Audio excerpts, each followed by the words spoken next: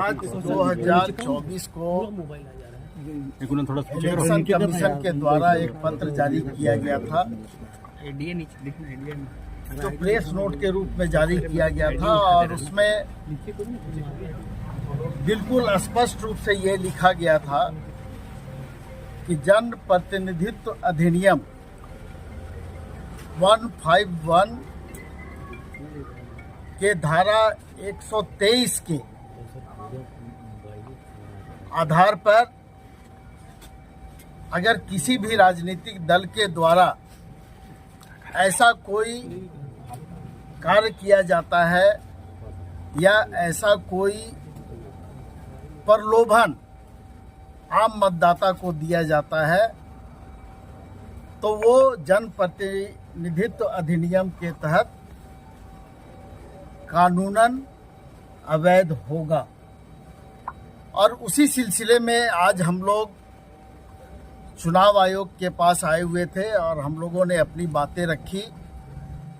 और हम लोगों ने जो मेमोरेंडम उनको दिया है, जो पत्र दिया है आयोग को, उसमें हम लोगों ने ये मांग की है कि जेएमएम सम्मान योजना हम लोग लागू करना चाहते हैं, और उस योजना को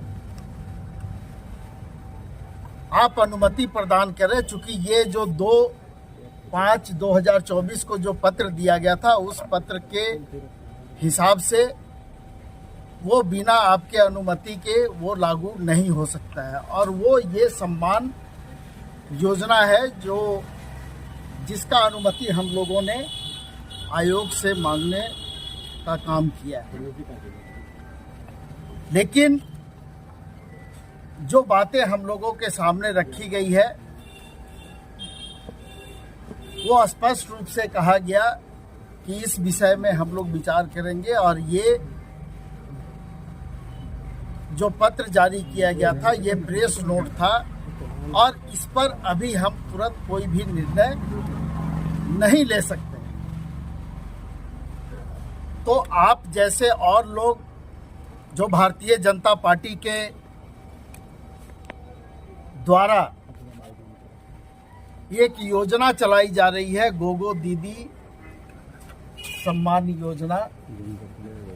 उस विषय में भी उन्होंने कहा कि अगर गैर कानूनी होगा तो वो भी गैर कानूनी होगा और ये भी गैर कानूनी होगा, और अनुमति होगा तो दोनों को अनुमति होगा। तो इसलिए स्पष्ट रूप से जो योजना भारतीय जनता पार्टी के द्वारा चलाई जा रही है,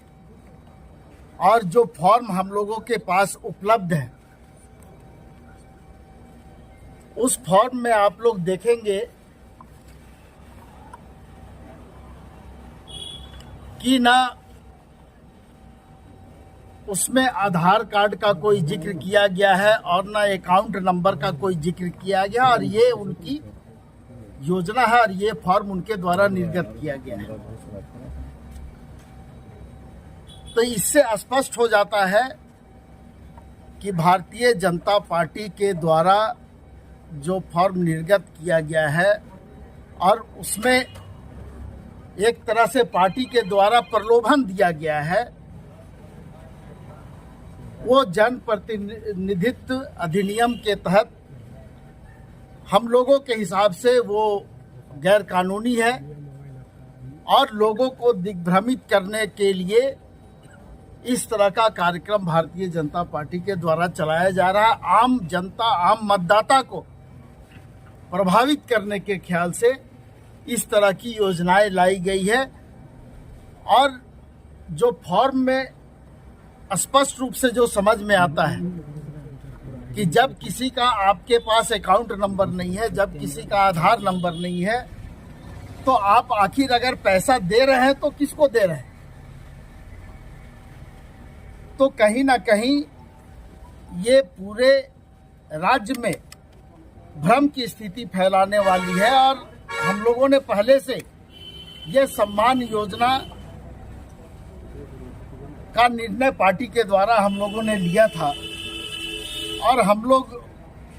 हम लोगों ने इसको अभी जो सामने लाने का काम किया है, ये हमारा काम भी चल रहा था, पार्टी के स्तर पर ये काम चल रहा था, लेकिन इसको सामने लाने का काम हम लोगों ने बिना अनुमति के नहीं लाने का निर्णय लिया था। इसलिए आज हम लोग आयोग के समक्ष आए थे कि आप इस पर अपनी अनुमति दें और उसके बाद फिर हम लोग इसको आगे लागू करें। क्या बोला गया आयोग की तरफ से, क्या बोला गया? नहीं, बहुत स्पष्ट रूप से बोला गया कि हम इस पर, ये जो पत्र आपको इलेक्शन कमीशन के द्वारा 2/5/2024 को जारी किया गया था, उसमें पिछले चुनाव में जो घटनाएं घटी थी उस पर ये आधारित था और सभी जिला दंडाधिकारी को, जिला निर्वाचन पदाधिकारी को निर्देश भी दिया गया था उस समय। अब वो लोग अपने स्तर से इस पर कार्रवाई कर रहे हैं, लेकिन आयोग इस पर बहुत जल्द निर्णय लेगा और फिर आप लोगों को इस पर बताएंगे। क्या पैसा वापस ले जाएगा? मैया सम्मान योजना जो है वो सरकार की योजना है, वो सरकार के द्वारा संचालित हो रही है, जिसमें 12,000 रुपया साल में, यानी 1,000 रुपया राज्य के प्रत्येक बहनों को जो